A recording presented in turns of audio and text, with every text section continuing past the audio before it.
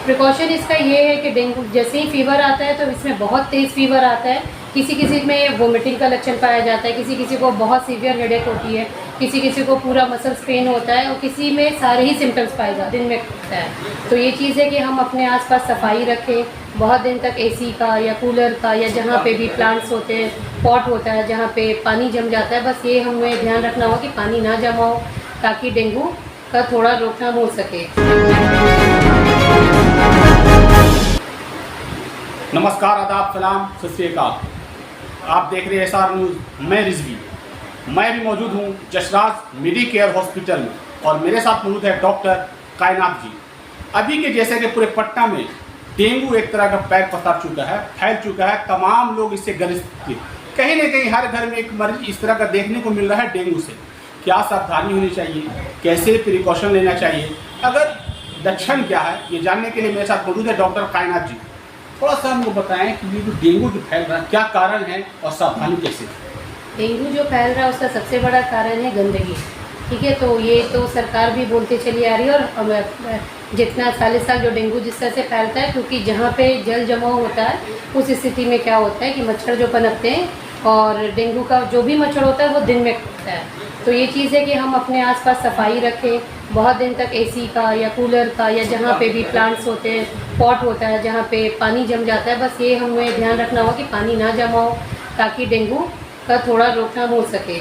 और दूसरी बात ये है कि आप नेट में सोइए, दिन में भी अगर आप आराम कर रहे हैं तो कोशिश कीजिए कि मच्छर ना आए। ठीक है, टाइम टू टाइम जो भी है स्प्रेज है हम स्प्रे कर सकते हैं, साफ सफाई रखेंगे। लक्षण इसका क्या है जो लोगों को पता चले और उसके तुरंत सावधानी, जो फर्स्ट एड कहा जाता है कि सावधानी के लिए लिया जाए, क्या इसका प्रिकॉशन इसका ये है कि डेंगू जैसे ही फीवर आता है तो इसमें बहुत तेज़ फीवर आता है, किसी किसी में वोमिटिंग का लक्षण पाया जाता है, किसी किसी को बहुत सीवियर हेडेक होती है, किसी किसी को पूरा मसल्स पेन होता है और किसी में सारे ही सिम्टम्स पाए जाते हैं।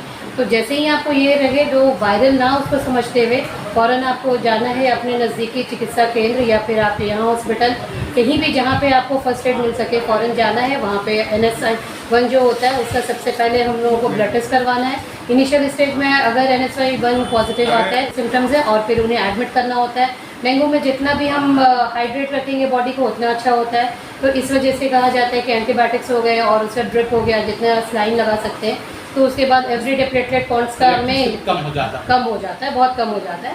तो वही चीज़ है कि एवरीडे फिर मॉनिटरिंग करनी ज़रूरी होती है। ब्लड टेस्ट से आपको देखना होता है कि प्लेटलेट काउंट कितने हैं। और इनफैक्ट तो अभी तो मैं जो देख रही हूँ एवरीडे मैं यहाँ हॉस्पिटल आती हूँ, डेली 4 से 5 मरीज़ प्रेगनेंसी की भी पेशेंट्स होती हैं जिनको डेंगू हो रहा है। डेंगू के साथ साथ अभी क्या हो रहा है कि टाइफाइड भी हो रहा है। जो उनको भी डेंगू हो रहा है तो बच्चे पर क्या इसका असर पड़ता है? यही तो है ना कि बच्चे पे भी इसका असर तो पड़ेगा ऑब्वियसली। जब मदर का टेम्परेचर बढ़ेगा बॉडी में तो बेबी पे भी इसका इफेक्ट आएगा। इस वजह से माँ के लिए थोड़ा स्पेशल केयर करना पड़ता है, बच्चे को ठीक रखने के लिए दवाइयाँ चलानी पड़ती हैं। तो इसलिए अगर किसी को भी फीवर है, मेरी सलाह ये है कि घर पे ना रह के घरेलू इलाज ना करा के फ़ौरन डॉक्टर से मिले। डॉक्टर परामर्श जरूरी पहले लेना। हाँ, पहले अभी बहुत ज़रूरी है कि आप काउंसलिंग के लिए जाइए और डॉक्टर से मिलिए। अगर आपको एक दिन भी फीवर रह रहा है या 2 दिन फीवर आने के बाद भी आपका बदन हाथ का दर्द कम नहीं हो रहा है या फिर अक्सर दर्द कम नहीं हो रहा है, चक्कर बहुत तेज़ है, वोमिटिंग लग रही है, तो फ़ौरन आके आपको मिलना चाहिए। कौन सा दवा इसी प्रिकॉशन के लिए, मतलब फर्स्ट एड में तुरंत लेना चाहिए घर पे? कोई ऐसा दवा आप जो बताना चाहेंगे? तो एंटीबायोटिक्स तो आपको जिस लेवल की सिवियरिटी होगी डेंगू के आपको, और WBC काउंट है और भी सारी चीज़ें, प्लेटलेट्स हैं, उस हिसाब से ही होता है। बल्कि अब बस फीवर के लिए तो बेसिकली जो सबसे ज़्यादा सेफ़ है वो डोलो 650 है, जो तो वही आप दे सकते हैं। पैरासीटामोल 650 जो होगा पहले आप वो खा लें, इससे फीवर आपका कम हो जाएगा, जो कि प्रेगनेंसी में भी सेफ़ माना जाता है। उसके बाद फिर आप आगे फ़ौरन डॉक्टर से मिलें।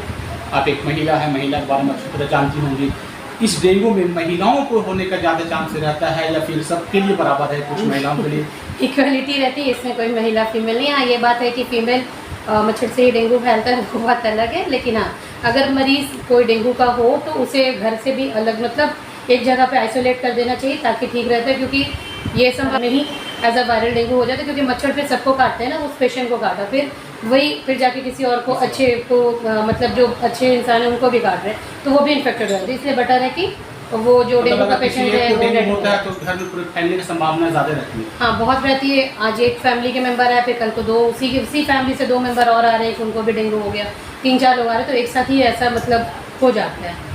लास्ट सवाल, लोग सावधान कैसे रहें इसके बारे में थोड़ा सावधानी वही है कि बस सफाई रखें अपने आसपास। जल जमाव का भी जो समस्या चल रहा है, अभी बारिश हो जाती है तो उस चीज़ के लिए थोड़ा सा रेगुलर रखें। अपने घर के पीछे की सफाई, या जहाँ कूड़ा पनप रहा है, पानी जहाँ जमा हो रहा है वो जमा ना होने दें।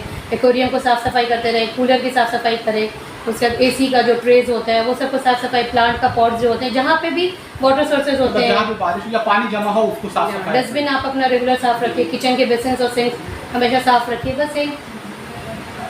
मेरे साथ मौजूद थी डॉक्टर कायनात जी।